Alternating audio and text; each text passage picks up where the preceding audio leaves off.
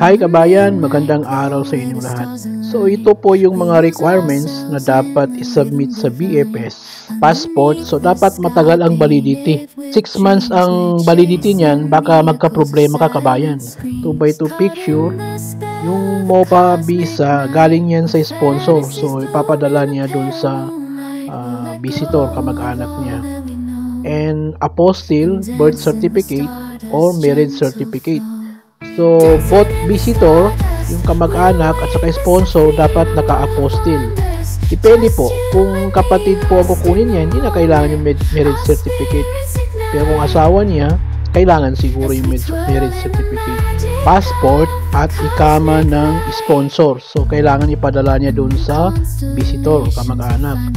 And the yellow fever and polio vaccine. So, ito kailangan talaga ito guys. So, dapat ito unahin talaga ng kamag-anak or visitor kasi may appointment ito eh. Medyo matagal ito guys, kaya dapat ito ang i-priority.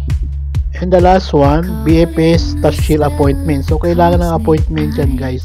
Lagi ninyong i-check yung birth certificate ninyo, pangalan nyo, spelling ninyo, at saka dapat pareho sa sa passport niyo kasi strict ang DFA. Tine-check talaga nila yung mga middle name niyo at saka yung mga pangalan. Thank you for watching guys. Sukran.